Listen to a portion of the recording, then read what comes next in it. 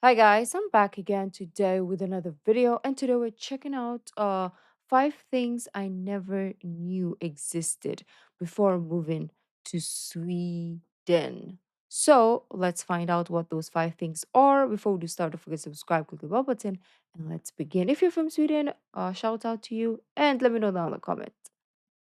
Sweden. You're a country that's filled to the brim with all sorts of wonderful and interesting traditions and habits that the rest of the world has never heard of before. So in this video, we're going to be sparing a thought Really? for the foreigner who has just arrived. They're just hopping off their plane and they've got a whole world of wonder and mystery to explore and discover. A Yes, that's whole right, because there's plenty of new. things that I never knew existed, I'd never come across in my life before until I moved to I'm Sweden. And excited today I or picked 5 of intrigued. the ones that really shape how I live my life here in Sweden to share with you guys. So whether you're brand spanking new to Sweden or you've been using ICA to do your shopping for 7 months now, allow me to share with you some of the things that I didn't know existed before I moved to Sweden.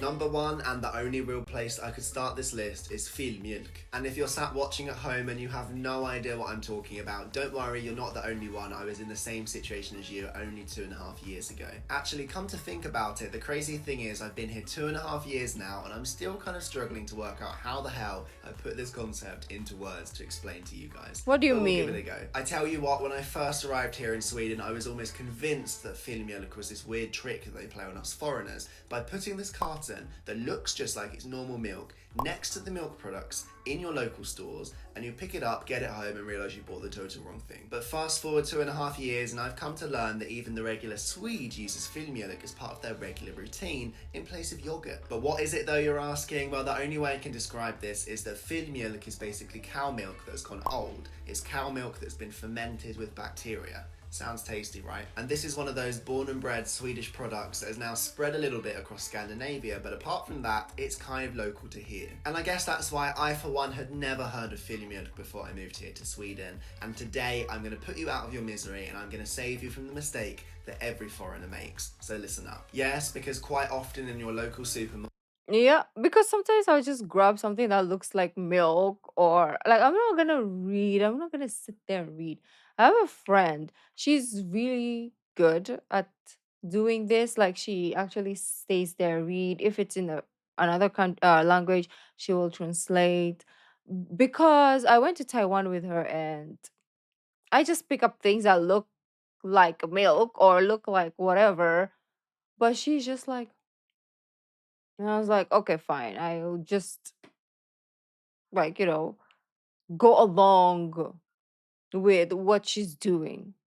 So, I mean, it helped out because we get like things that are actually what it is, not what we think they are, and end up with film milk. I thought it was a milk made of film, but I'm the dumb one. mistake that every foreigner makes. So listen up. Yes, because quite often in your local supermarket, you will find the filmjölk products right next to the normal milk. So make sure you know what you're picking up before you pick up your product. Yes, because when I first moved to Sweden, I lived on my own. So I was used to doing my groceries on my own once a week, as you do. No problem so far. But when the filmjölk is placed right next to Film the milk. normal milk, it's easy to pick up a filmjölk thinking that you've got a normal milk, and you don't really realise until you get home. Yes, because as a Brit, I'm quite partial to a bit of milk in my coffee, so you can imagine my shock and horror when I got home that evening Uh with my oh. milk, I poured it into my mug, and it wasn't what I was expecting. And to make matters Oh. worse, I'm one of those weird people who likes to warm up my milk before I take my coffee. And the Swedes out there are already cringing because they know what happened next. I chucked my filmjölk in my mug into the microwave, put it on for 30 seconds, and when I got it back out again, it literally smelled like I'd opened a coffin. So let's just say that that coffee ended up down the sink because there was no way I was touching that lumpy, disgusting mess. And Did he sticking with the think it theme of was food and drink, number 2 on my list of things that I never knew existed until I came here to Sweden is caviar in tubes. Yeah, come to think about it, for most of caviar? us in the rest of the world, caviar is this strange and foreign substance. We know it's expensive, we know it exists in posh restaurants, but apart from that, it doesn't really impact our lives that much. It's not something you have on the daily. So cue another almost dangerous mistake. When I came to visit my girlfriend and her family for the first time, I reached into the fridge, took out what I thought was some mayonnaise,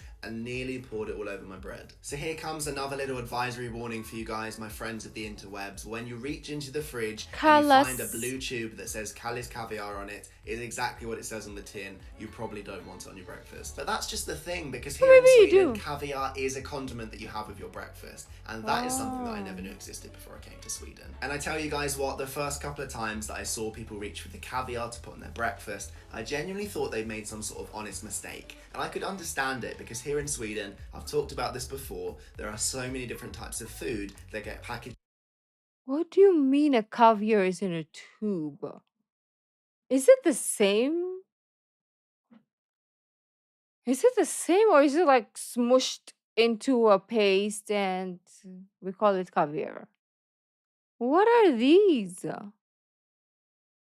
We have, what is that? Like cheese, this one? And we have like shrimp. What is happening, guys? Up into tubes, so it's not weird that they maybe reached for the wrong thing. But then I came to realise it wasn't some sort of crucial mistake, they actually meant to reach for this substance. But sticking with the theme of the supermarket, the third thing that I didn't know existed until I moved here to Sweden was pant. And for those of you that are maybe less familiar with the concept of pant, let me tell you what, this is your new way to make quick money here in Sweden. Okay, let me just take that statement back, because I feel like I've set your expectations a little bit too high. Yes, here in Sweden they have this concept called pant, which allows you to take back your used drinks bottles and cans and get some money back. Okay. And just to be clear, when I say that this is something I know hadn't this heard of one before, it doesn't mean that I don't think it's a good idea now that I have. Yes, the closest I got to the concept of pant before is that when I was a kid and I used to travel to France with my family, they have this concept there where basically once you've had a drink in a glass bottle, you can return it to the bar that you bought it from and they will give you some money back. And as a kid, I thought this was an amazing idea. I used to go around collecting all of the bottles on all of the tables just to get some new pocket money. And then this was a concept that disappeared from my life until I moved here to Sweden and I heard about pant. And I think it's a great idea because literally in all of the supermarkets here, you can go back, return your items and get coupons towards your next purchase. Or you can donate it to charity if you like. The fourth thing that makes my list today of things that I never knew existed before I moved to Sweden is Jantelagen. And this really could not make my list today because I've seen your comments and I know that Jantelagen is something that you guys want me to talk about. So let's dig into it. No matter whether your threshold of knowledge about Sweden is sky high or rock bottom, one thing that you've probably heard about Sweden is that the people here are quite reserved. And I think that Jantelagen is one of the reasons for that. Yes, because Jantelagen is where we get the concept that showing off is a bad thing from here in Sweden. Because it basically says that nobody is any better than anybody else. We're all equal, we all deserve the same space. And by space, I'm not talking about living space. No, this is not some sort of socialist concept. What I'm talking about is that we all deserve the same room to breathe and thrive in our life. It's the idea that everybody is as equal as the next person and nobody should think they're better than anybody else. And don't get me wrong, of course I'd heard of the concept of treating others the way that you wish to be treated before. That's something you see in all sorts of other contexts, including religious ones.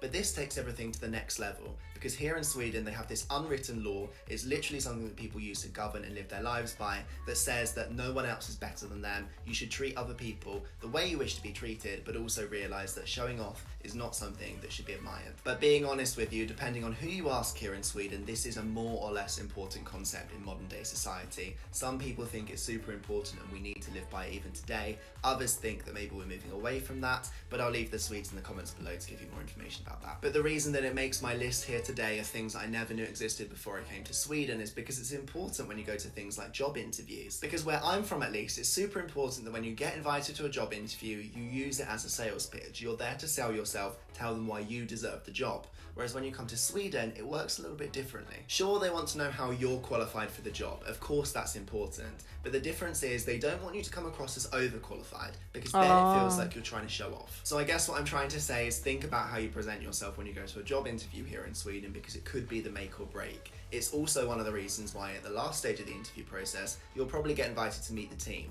because it's important that everybody feels like they're involved in the decision and gets to choose who the new colleague is. They want everybody to be comfortable with the choice. And that brings me nicely on to the fifth and final thing that I never knew existed until I came here to Sweden. And of course, the only place I could end this list today is Allemansrätten. Yes, if you came to any Swedish town or city and you just asked a Swede on the street what is the key to why they're so close to nature, I almost guarantee that they will say Allemansrätten. Because Allemansrätten is a law that's written into the Swedish constitution that allows people to get out and enjoy the nature around them. It specifies that people are welcome to go out and about and enjoy the nature around them as long as they put it Oh, back into the condition that they found it when they leave. And of course, there are some that's exceptions. Things nice. like private roads are private. You're not supposed to go down them, you're not supposed to use them. But for the most part, the nature around you is yours to enjoy as long as you treat it the way that you should. And the great thing about Allemansrätten is it actually helps to regulate the use of the nature. So there's actually some rules in place as part of the law that says that, for example, if you want to go and camp, you can do that, but you have to do it for only a handful of nights so that then the next person can come along and enjoy it. Not a bad idea, right? Let's encourage people to get out and about and enjoy the natural world. And that brings us nicely to the end of today's video and this list of things that I never knew existed until I came here to Sweden.